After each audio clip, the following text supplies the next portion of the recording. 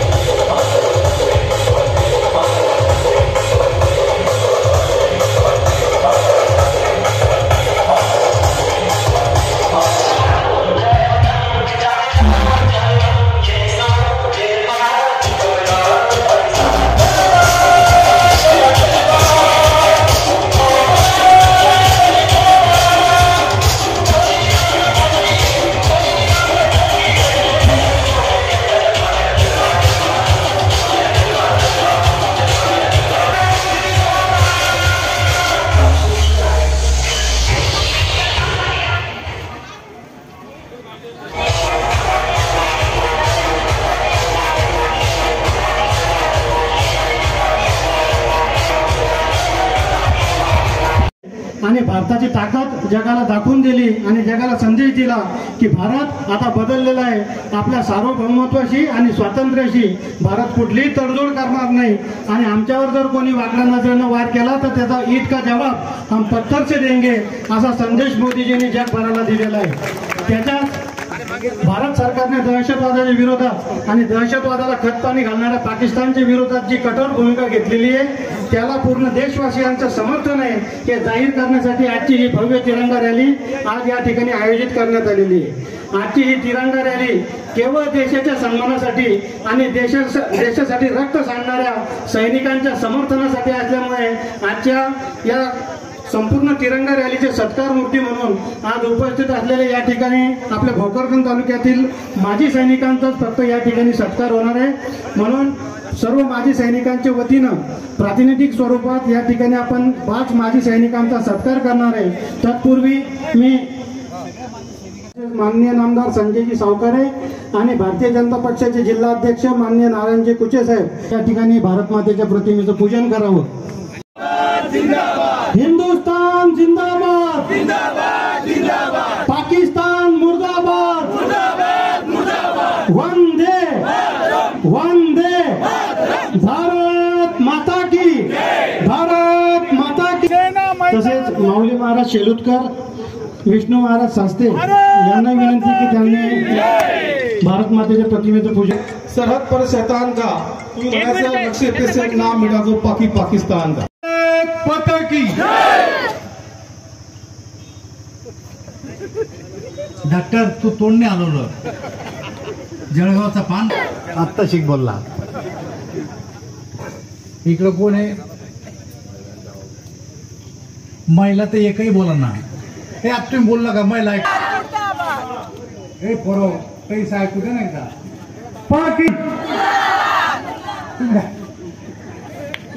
Operation सिंदूर operation हे यशस्वीरित्या पार केलेलं आहे आणि आज त्याच संदर्भात त्यातच उत्साह उल्हास मनुष्याने आज आपल्या भारतीय जनता पार्टीच्या वतीनं नव्हे तर सर्व हिंदुस्थानाच्या वतीनं आज हा कार्यक्रम प्रत्येक शहरामध्ये, प्रत्येक जिल्ह्यामध्ये, प्रत्येक तालुक्यामध्ये आणि प्रत्येक गावामध्ये हा कार्यक्रम राबवण्यात येत आहे.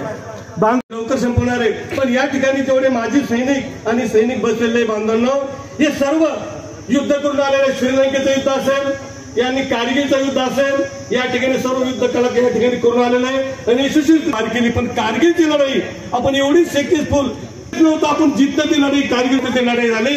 बांधवांनो, टायगर हिल वर पायाला गेल्यावर खाली टोपी पडती आणि त्या टायगर हिलवर आणि आपल्या ठिकाणी बसलेले आमचे पवार साहेब असतील, आमचे जंजाळ असतील, आमचे तालुका अध्यक्ष गायकवाड साहेब ठिकाणी आलेले सेना असे बांधवांनो, अशी चांगल्या प्रकारे लढाई आमच्या भारतातील. आणि यानंतर मौका मिळाला, दादा जण आम्हाला मौका मिळाला आणि या ठिकाणी आम्ही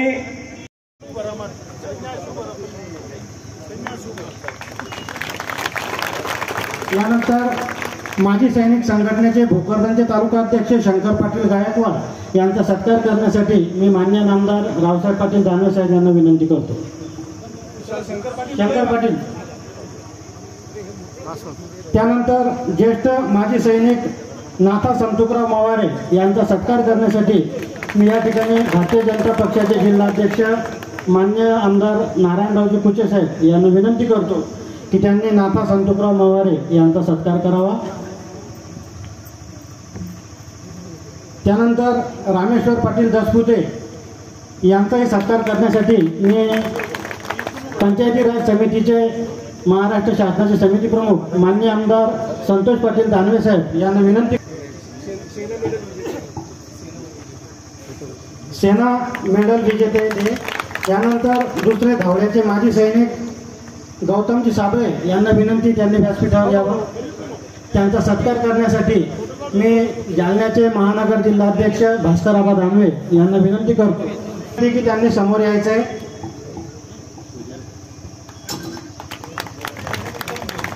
माजी सैनिकांनी पुढे यायचं एक एक करून. त्यांचा सत्कार या ठिकाणी मान्य आमदार संतोष पाटील दानवे साहेब आणि सर्व मान्यवरांचे शुभहस्ते संपन्न होणार आहे.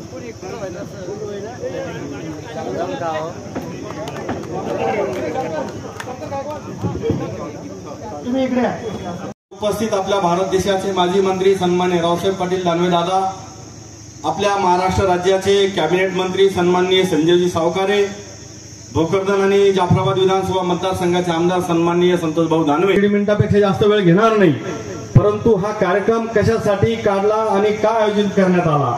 छत्रपती शिवाजी महाराजांच्या अश्वारूढ पुतळ्यापासून आपण तिरंगा रॅलीला सुरुवात केलेली आहे. 22 एप्रिलला ज्या पाकड्यांनी माझ्या भगिनींचा सिंदूर त्या श्रीनगरमध्ये हिरावून नेला, अशा पाकड्यांचा बदला फक्त 22 मिनिटांमध्ये या देशाच्या पंतप्रधानांनी त्या ठिकाणी घेतला. आणि म्हणून त्यांचा सन्मान करण्यासाठी देशावर जे अहोरात्र आपले सैनिक त्या ठिकाणी लढतात, त्यांचा मान सन्मान झाला पाहिजे.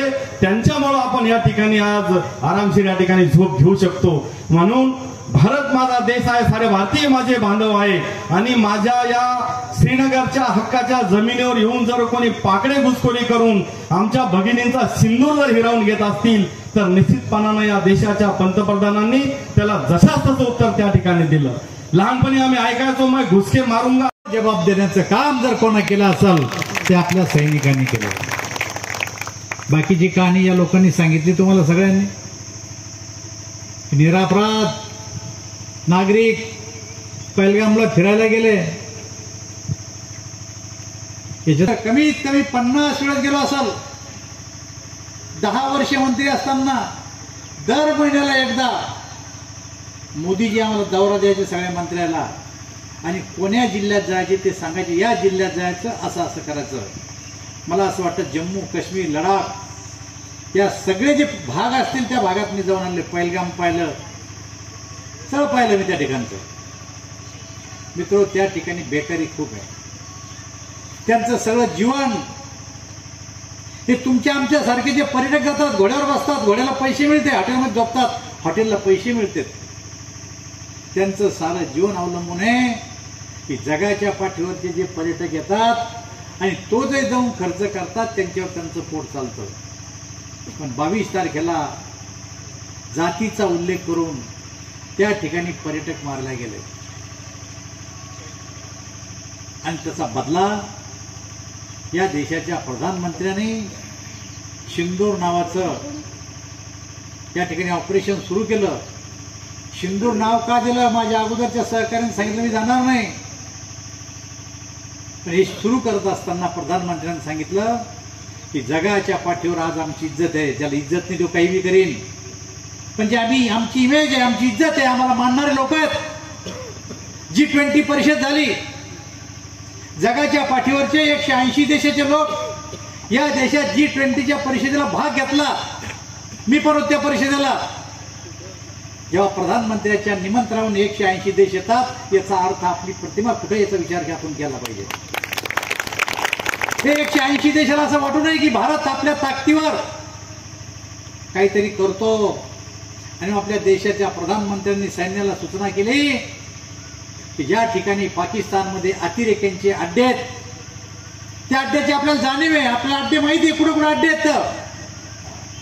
केवळ त्या अड्ड्यावरच हल्ला करा, मानवी वस्तीवर हल्ला करू नका, सैनिक तळावर हल्ला करू नका. ते हल्ले चुनून जे अड्डे अतिरेक्यांचे होते त्यांच्यावर केले. आणि जेव्हा आपला मारा सुरू झाला आणि तिकडूनही मारा सुरू झाला, तेव्हा आपल्या देशाच्या सैनिकांनी आपल्याजवळ स्वदेशी बनावटीचे जेवढं शस्त्र असतंय त्यांनी हवेत तिकून जर का एखादं फायटर विमान आलं तर हवेतल्या हवेत उडवण्याचं काम या देशातल्या शिवसैनिकांनी केलं. आपल्या तळावर नाही पडू दिलं पुढं. ही किमया या देशाच्या प्रधानमंत्र्यांच्या नेतृत्वात आपल्या शिवसैनिकांनी केलेली आहे. आणि त्यांच्या लक्षात आलं की आता आपलं काही खरं नाही आहे, आधीच तर आपण परेशान आहे. मित्र, आपल्याला बी युद्ध नकोय. आपण पुढे युद्ध मागतो कोणला? युद्ध होणं चांगलं नाही आहे. $5 ट्रिलियन इकॉनॉमीमध्ये आपल्याला जायचंय. देशामध्ये जगामध्ये तिसरी महाशक्ती म्हणून आपण उदयाला येतोय. या जगाच्या पाठीवरचे देश आपल्याकडे अपेक्षेने पाहतात. आपली दृष्टी विकासाची, आपल्याला देश पुढे न्यायचा आहे. पण हे युद्ध बार बार पाकिस्तान जेव्हा आपल्यावर लागतं तेव्हा त्याचा मुकाबला करणं आपलं काम आहे. आणि आता मुकाबला तर केला, पण पाकिस्तानच्या लक्षात आलं की भारताशी आतापर्यंत जेवढे काही युद्ध झाले त्या युद्धात आपण एकदाही जिंकलो नाही, आताही जिंकणार नाही. आणि म्हणून अमेरिकेला तिथल्या पाकिस्तानी अधिकाऱ्यांनी संपर्क साधला की आम्ही थांबायला तयार आहे, तुम्ही भारताला विनंती करा. डोनाल्ड ट्रम्प यांच्या अधिकाऱ्याने आपल्या अधिकाऱ्याला सांगितलं की ते थांबायला तयार आहे, तुम्ही थांबा. पण या देशाच्या प्रधानमंत्र्यांनी सांगितलं की तुम्ही नाही, जे कोणी अधिकारी तुम्हाला सांगत असेल थांबायचं त्यांनी आम्हाला फोन करावं, आमच्याशी चर्चा करावं, तरच आम्ही याचा विचार करू. ही गोष्ट तुम्ही गावात सांगितली पाहिजे. आणि थोड्या वेळानं पाकिस्तानच्या अधिकाऱ्यांनी आपल्या भारतीय सैन्याच्या उच्च अधिकाऱ्याला फोन केला आणि त्यांनी सांगितलं की आम्ही युद्ध विराम करायला तयार आहे, शस्त्रबंदी करायला तयार आहे, तुम्ही पण करा. आपल्या देशाने प्रतिसाद दिला का? हा देश प्रगतीच्या दिशेने चालला आहे.